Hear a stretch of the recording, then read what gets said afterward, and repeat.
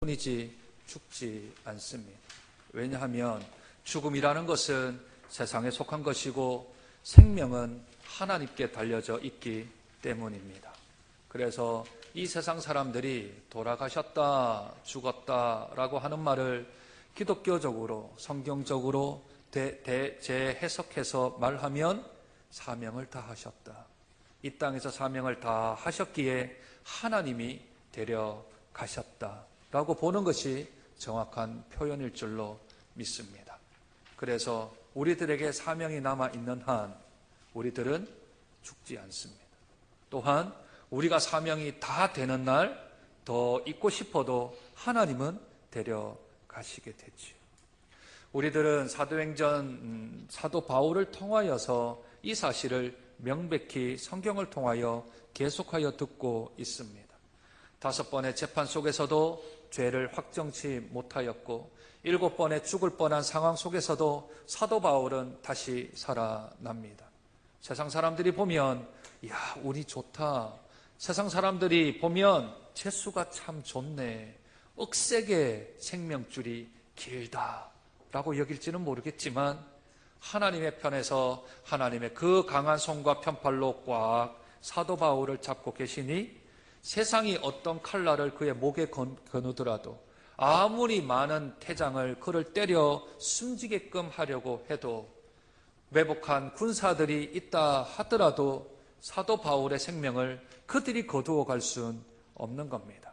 왜냐하면 사도 바울에게는 아직 로마에까지 가서 예수 그리스도를 전해야 되는 사명이 남아있기 때문입니다. 그러므로 사도 바울의 생명은 사람의 칼에 달려져 있지 아니하고 하나님 손에 붙들려져 있습니다. 저와 여러분들도 사명자임을 믿습니다. 우리가 주신 사명이 이 땅에서 성취될 수 있도록 하나님의 말씀에 의거한 사명이 우리에게 이루어질 수 있기를 주님의 이름으로 축복드립니다.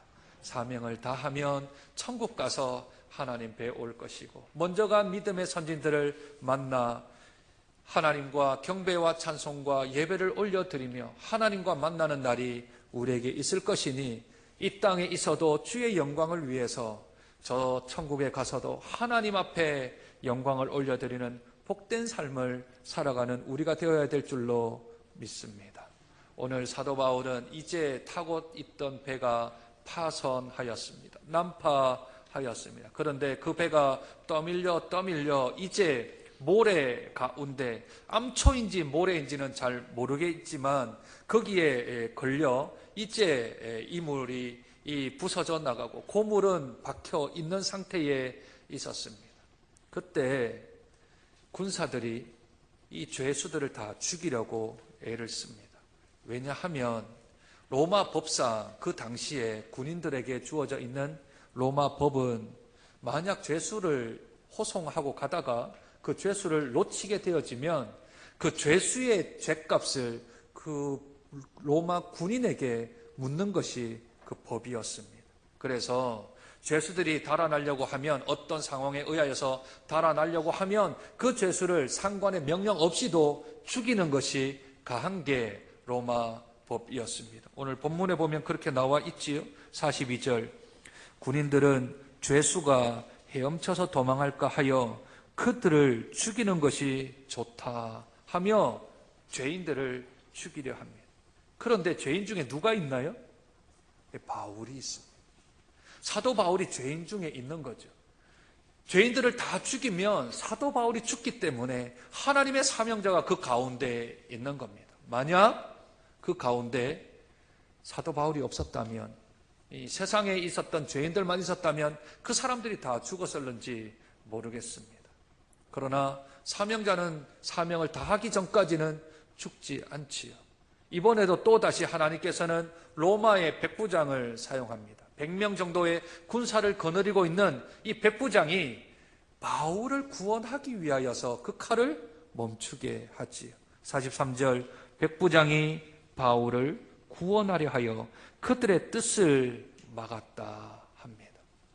하나님께서 그의 사명을 감당하기 위하여서 이번에 또 백부장을 사용하여 하나님께서 그를 살려주시는 줄로 믿습니다. 우리가 이전에 보았듯이 오늘 본문 22절, 이제는 안심하라. 너희 중 아무도 생명에는 아무 손상이 없겠고 오직 배뿐이라 하였고, 또한 25절에 나는 내게 말씀하신 그대로 되리라고 하나님을 믿노라.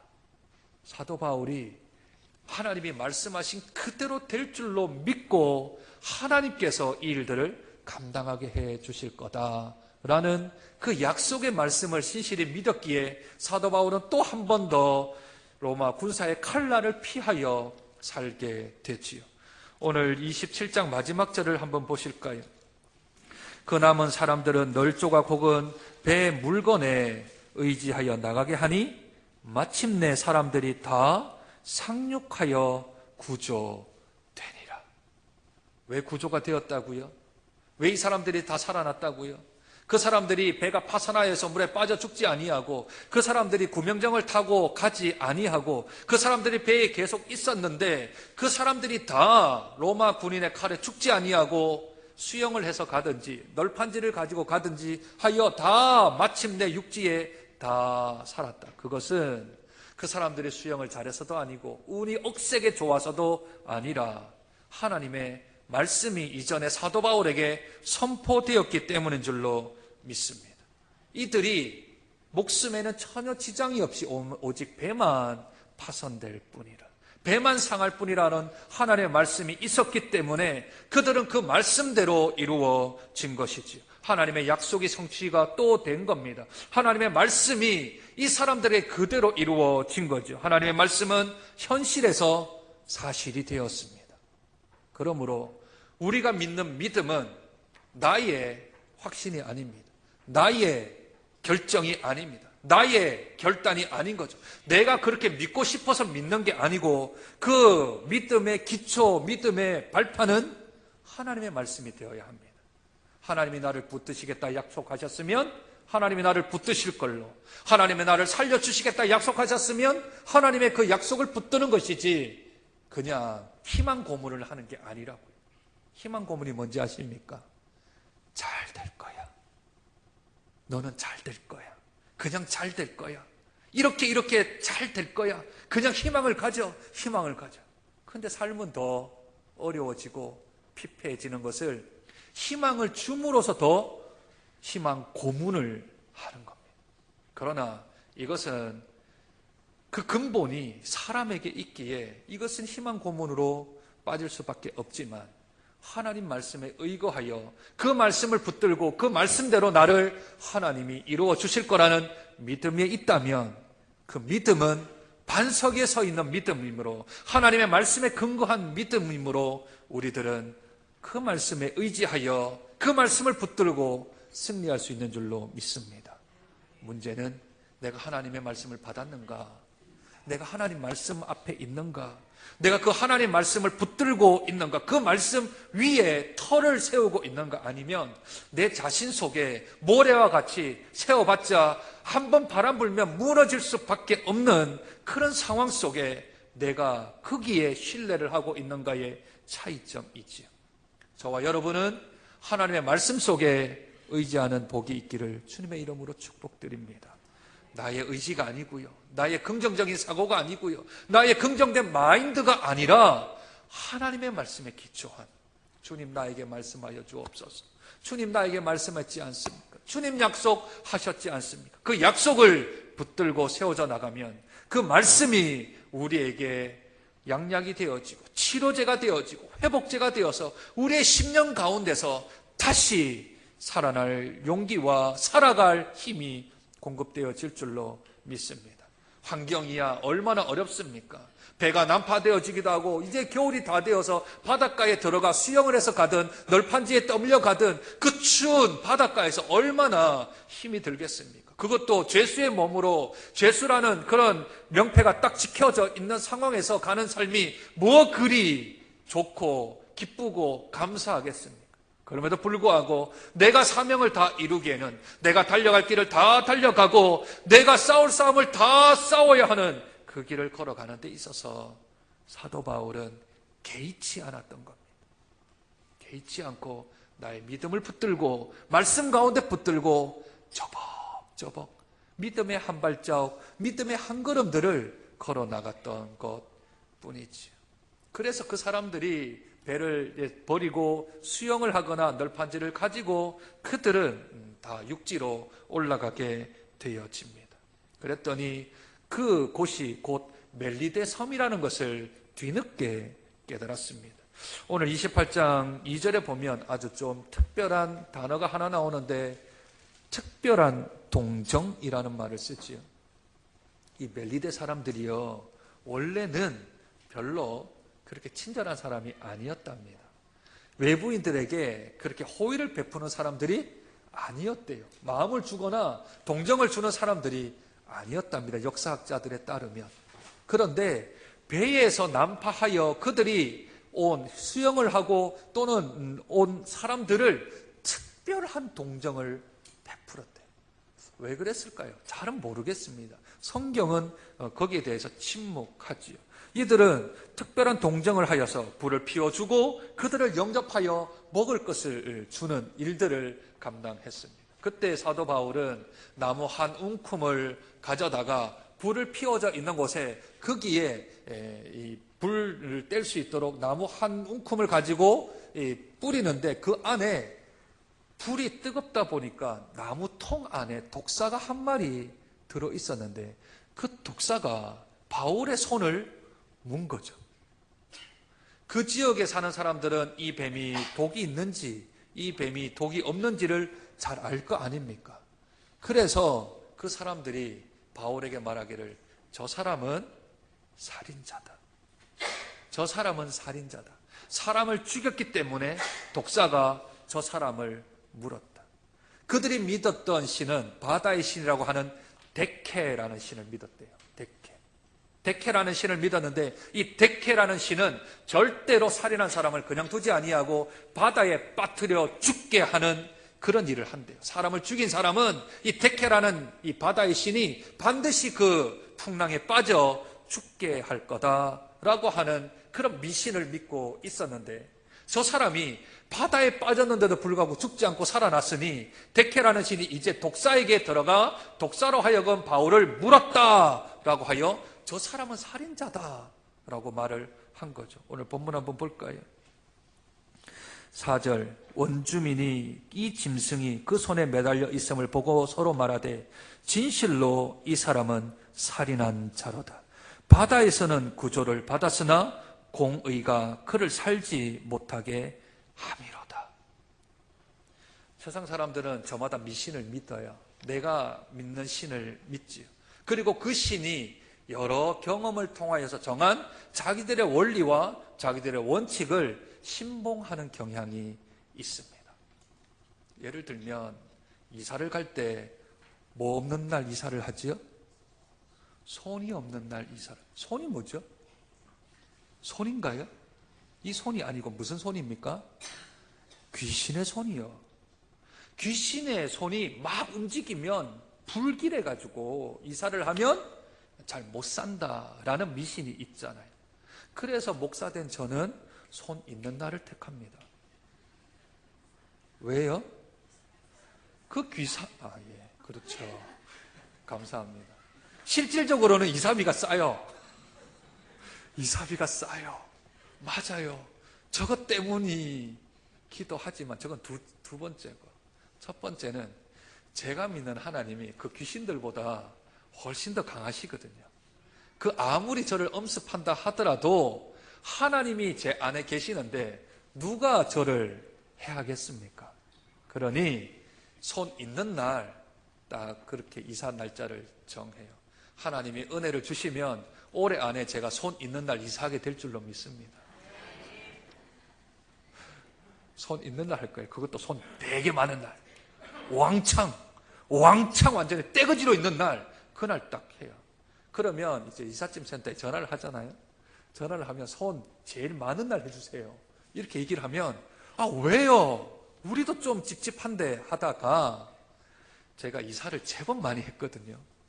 예, 결혼 이제 22년, 23년 됐는데 이사를 한 17번 했어요. 네, 이사하면 저도 잘 알죠. 그래서 이야기를 하면, 아, 왜 손 있는 날 하시려고 그래? 우리도 찝찝한데. 그러면서 오시면, 이렇게 얘기해. 다. 왜 그럴까요? 성경책 보면 예수 믿는 사람이라고 알겠죠? 그런데 이제 제 책을 옮겨야 되잖아요. 그러면 혹시 교수님이세요? 아닌데요. 목사님이세요? 맞습니다. 오늘 괜찮겠다, 이사. 그냥 편하게 하자, 이럽니다. 그 사람들도 목사가 이사한다면 손 있는 날 전혀 손을 안 탄다라는 걸 그들도 경험상 알아요. 그래서 그날 사람들은 아무도 이사를 안 하는데 저희가 이사를 하죠. 이것도 미신이죠. 그렇죠? 미신이죠. 이사 가면 정무라와 인무라를 거실에다가 마주대게 하면 이게 궁합이 맞다네요? 집에 가서 하지 마세요. 정무라와 인무라를 딱 마주대면 이게 복이 있대요. 그래서 그렇게 세상 사람들은 산대요. 또는 이 금복주처럼 생긴 이런 것들을 사람이 보이는데 두면 사람 보는 사람이 복을 받는다 그래서 신주단지에 넣어서 그것을 잘 넣어놓으면 또 복이 있대요. 제가 집사람하고 결혼할 때 저희 어머니가 예수를 안 믿었던 상황이었는데 저희 집사람 코를 딱 보더니 복코네. 그래요. 복코네. 복이 있다고. 잘 살겠다. 복이 있네. 네 귀하고 저 아이 코가 만나면 복 받겠네. 제 귀가요, 어릴 때 부처님 귀 닮았대요. 이게 깃밥이 아주 이렇게 축 늘어져 있거든요. 그래서 제보고 부처님 귀 닮았다. 너 잘 살겠다.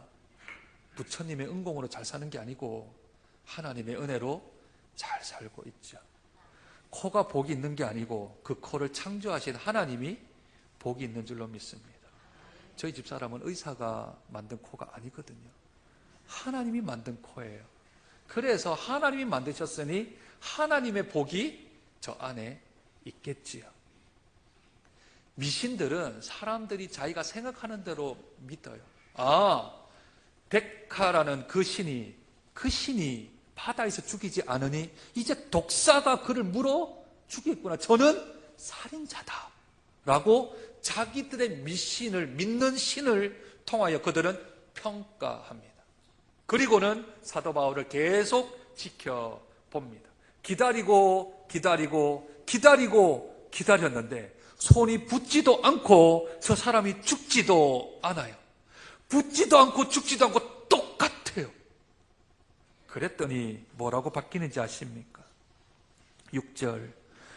그들은 그가 붙든지 혹은 갑자기 쓰러져 죽을 줄로 기다렸다가 오래 기다려도 그에게 아무 이상이 없음을 보고 돌이켜 생각하여 말하되 그를 신이다. 아이고, 살인자에서 막 엄청나게 뛰어올랐어요. 그것도 위대한 사람도 아니고 신으로 올라가고 저 사람은 신이다. 데카라고 불리우는 그 신도 함부로 하지 못하는 엄청난 신이다. 사람을 살인자로 불렀다가 조금 있다가 신으로 올리는 게 이게 세상 사람들이 가지는 가치입니다. 조금 전에 살인자라고 했는데 조금 후에는 신이라고 말을 해요. 하나님은 일관되게 사도 바울을 붙들고 계시는데 세상 사람들은 자기가 믿었던 생각대로 저 사람은 살인자라고 했다가 그 현상이 일어나지 않으니 말을 바꾸어 저 사람은 신이다 그렇게 얘기해요. 환경과 여건과 처지에 따라서 자신의 생각을 순간순간 바꾸는 사람, 말을 바꾸는 사람, 생각을 바꾸는 사람, 기초가 없이 진리가 없이 무쌍한 변화 속에서 살아남기 위해서는 이랬다가 저랬다가 왔다 갔다 하는 세상 사람들의 이치가 진리 안에 없기 때문에, 믿음 안에 없기 때문에, 내가 그냥 살아왔던 경험대로 있었기 때문에 그렇게밖에는 말을 못하는 겁니다. 그러나 저와 여러분은 진리 가운데 있습니다. 저와 여러분은 그리스도라는 반석 위에 서 있는 사람들입니다. 그러므로 아침에는 살인자라 그랬다가 저녁에는 신이라고 그랬다가 왔다 갔다 하는 삶을 살면 안 됩니다. 하나님은 어제나 오늘이나 영원토록 동일하신 분이십니다. 그 분의 자녀가 우리들입니다. 그러면 아버지를 왔다 갔다 하지 않으면, 자녀도 아버지를 닮았다면, 그분으로 말미암아 우리가 구원을 받았다면 우리를 또 왔다 갔다 하지 않아야 합니다. 그래서 이 가을의 계절에 성령의 열매를 맺어야 할 터인데, 성령의 열매 중에 오래 참음이라는 열매가 있어요. 오래 참음. 고린도전서 13장에 사랑장이 나오지요. 사랑에 제일 먼저 나오는 게 사랑은 오래 참고, 이랬다가 저랬다가 하지 아니하고, 사랑은 진리는 오래 참고. 하나님이 오래 참으십니다. 하나님이 오래 견디십니다. 뿐만 아니라 고린도전서 13장에 보면 이런 말씀도 나오죠. 4절과 7절, 모든 것을 참으며 모든 것을 믿으며 모든 것을 바라며 모든 것을 견디느니라. 하나님은 모든 것을 참으십니다. 모든 것 우리 신뢰하시지요. 모든 것을 바라시며 모든 것을 견디십니다. 그분이 우리 하나님이십니다. 그러면 우리도 그분을 닮아가야 합니다. 그러나 우리의 믿음이 어리고 우리의 신앙이 연약하면 왔다 갔다 하는, 바람에 밀려 요동치는 그런 배와 같을 수가 있지요. 그러나 그곳에 머물러 있으면 안 됩니다. 사도 바울이 고린도전서 13장 사랑장에 이런 구절도 우리에게 말씀하고 있어요. 고린도전서 13장 11절입니다. 내가 어렸을 때에는 말하는 것이 어린아이와 같고 깨닫는 것이 어린아이와 같고 생각하는 것이 어린아이와 같다가 장성한 사람이 되어서는 어린아이의 일을 버렸노라. 내가 어릴 때는 그렇게 변덕스럽게 왔다 갔다 이 말도 했다가 저 말도 했다가, 이거는 이렇게 해도 해야 됩니다 했다가, 아니다 저건 저렇게 해야 된다 하며 왔다 갔다 어린아이의 일들을 했고, 그렇게 생각했고 그렇게 행했지만, 내가 장성한 뒤에는 어린아이의 일을 버렸다 하는 건 이런 겁니다. 조금 어려움이 찾아오면 어렵다고 막 울다가 그것이 좀 바뀌면 웃다가, 또 어려움 찾아오면 울다가, 조금 더 나아지면 또 웃다가. 어린아이들의 특징 아닙니까? 먹던 거 주면 웃다가, 빼앗으면 울다가, 2개 주면 또 웃다가, 또 빼앗기면 울다가. 이게 어린아이 아닙니까?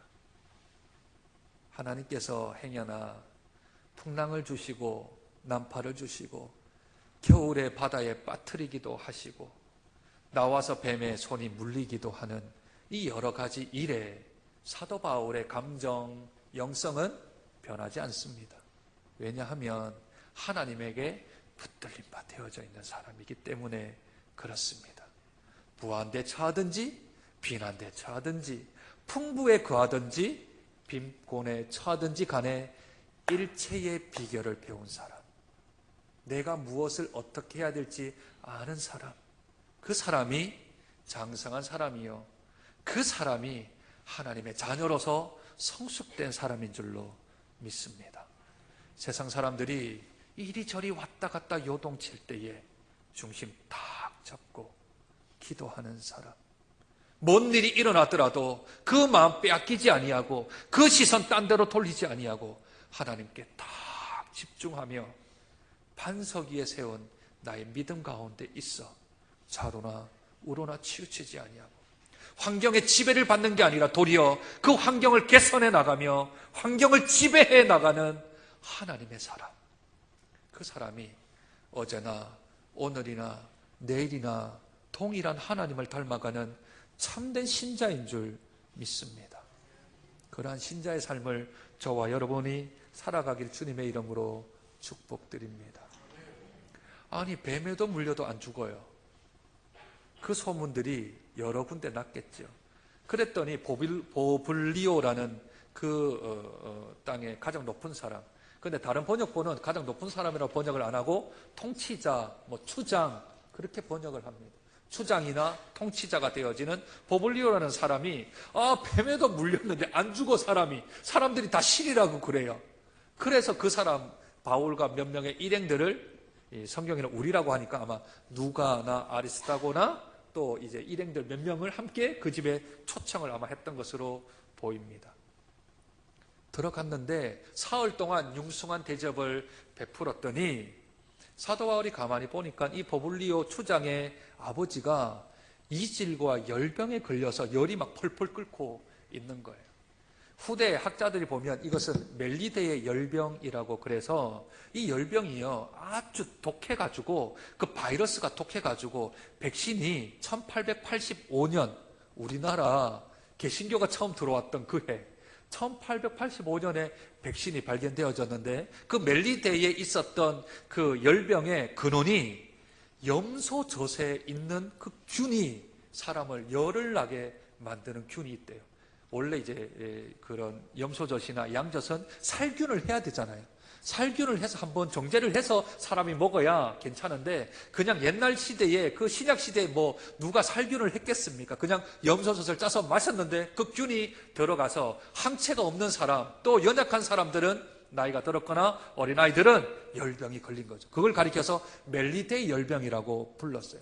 아니 백신이 1885년에 만들어졌으니 이 사도 바울이 살았던 기원 1세기경에 그런 약이 있었겠습니까? 사람이 보통 열병이 4개월에서 5개월 지속되다가 건강한 사람은 4년, 5년 또 이 열병이 지속이 되었대요. 그러다가 열이 너무 많이 나서 죽기도 하고 살아나더라도 좀 마비가 오는 경우도 있고 여러 가지 어려움이 있었는데 이 보블리오의 아버지를 사도 바울이 들어가서 기도하며 낫게 하였습니다. 그런데 이 기도하여 낫게 한 이 일이 그 다음에 보니까 많은 사람들이 바울에게 찾아왔고 바울이 그들을 고치는 신유의 은사가 그에게서 나가게 되어집니다. 신유가 중요한 게 아니고요. 오늘 읽었던 10절의 제일 마지막 구절에 보면 후한 예로 우리를 대접하고 떠날 때에 우리 쓸 것을 배에 실었더라. 아직도 겨울을 나야 해요. 아직도 겨울을 지나야 하거든요. 그런데 그 겨울 동안 이 땅에서는 받을 게 없었는데 이 병을 치유하고 고침을 통하여서 사도 바울이 로마로까지 갈 수 있는 모든 재료들, 식료품들, 의료들을 그 사람들이 병에서 나은 사람들이 그것을 제공함으로 이 사람들도 어찌 보면 사명을 감당하는데 도움을 주는 이들로 하나님은 사용하십니다. 신유의 역사를 통하여 하나님의 사역자를 하나님의 사명을 감당할 수 있도록 하나님이 불어넣으시는 것을 우리는 오늘 말씀을 통하여 배웁니다. 신유가 목적이 아니고 사도 바울의 사명을 감당하기 위하여 하나님이 신유의 은사를 이 멜리데 섬에서 하나님이 사용하신 거죠. 이러한 일들은 비일비재합니다. 하나님께서 사람을 고쳐주시고 사람을 다시 살려주시고 사람을 낫게 하시는 일들을 통하여서 영적인 권위나 영적인 권세를 세우는 일들은 한두 가지가 아니죠. 가정에 있는 가장을 통하여 교회에 있는 목회자들을 통하여서 또한 이 열방 가운데 선교사들을 통하여 하나님께서 이적과 기적과 신유의 은사를 통하여서 하나님께로 나오게 하는 것, 하나님의 사명을 감당하게 하는 일들은 지금도 이 시간에도 일어나게 되는 줄로 믿습니다. 신유가 목적이 아니라 그 신유를 통하여 하나님의 사명을 감당케 하시는 하나님의 은혜가 오늘 본문 속에 고스란히 녹아져 있는 줄로 믿습니다. 우리가 하나님의 은혜를 받았거든, 우리가 하나님의 은혜로 말미암아 병이 고침을 받았거든, 우리가 하나님의 은혜로 우리의 문제가 해결되었거든, 그것은 문제를 해결하는데 초점이나 목적이 있는 것이 아니라 하나님께서 우리가 사명 감당하기 위하여서 건강을 주시며 병을 낫게 하시며 문제를 해결하시며 우리의 상황을 좋은 방향으로 인도하시는 것 자체가 하나님의 사명을 감당하는 도구인 줄로 믿습니다. 그 도구로 우리들이 사용되기를 축복합니다. 하나님의 성품을 온전히 닮아 이러나 저러나 치우치지 아니하고 정도의 길을 걸어가는 우리들이 되어지기를 축복합니다. 그때 하나님은 우리들을 보호하실 것입니다. 우리들을 붙들고 인도하실 것입니다. 하나님의 말씀 안에 굳게 서 있으면 그 말씀은 신실하여 우리의 삶 속에 녹아떨어져 하나님의 역사가 우리의 삶 속에 있는 줄로 믿습니다. 사명자는 죽지 않습니다. 다만 사명을 감당할 뿐이지요. 그 사명 잘 감당하기 위하여 하나님 우리에게 건강도 주시고, 하나님 우리의 문제도 해결해 주시고, 하나님 우리에게 말씀도 허락하여 주셔서 그 신실하신 말씀 속에 우리가 사명 잘 감당하는 복된 사명자가 되어지는 저와 여러분 되시길 주님의 이름으로 축복드립니다. 하나님, 어떤 환경이 우리에게 찾아온다 하더라도, 어떤 우리의 어려움이 우리의 삶을 죄온다 할지라도, 그러나 우리들이 이길 수 있는 것은 그 문제의 근원이 하나님께로 옴이며 우리에게는 믿음이 있으니 그것들을 능히 이길 수 있게 됨을 믿습니다. 사명자는 죽지 아니하고 다만 사명을 완수할 뿐이니, 하나님 우리에게 생명을 오늘도 허락하여 주신 것은 하나님의 사명 감당하라고 우리에게 생명을 연장시켜 주셨으며, 우리에게 건강을 허락하여 주셨으며, 우리의 병을 낫게 하셨으며, 우리의 문제를 해결하여 주셨으며, 아직도 하나님께 귀한 사명 가운데 있기 때문에 우리들에게 하나님이 은혜를 베푸신 줄로 믿습니다. 행여나 내가 그 풍파 가운데 있다면, 내가 그 파선하고 차가운 바닷물 가운데 있다면 나에게 주신 하나님의 사명이 무엇인지 깨닫고 그 사명을 완수하기 위하여 이 어려움을 하나님 제거해 주십시오. 이 문제를 해결해 주십시오. 사명 때문에 이 문제, 이 어려움들을 해결해 주십시오 하며 믿음의 기도로 하나님의 역사를 체험하는 복된 성도들 되어질 수 있도록 축복하여 주옵소서. 존귀하신 예수님 이름으로 기도드립니다.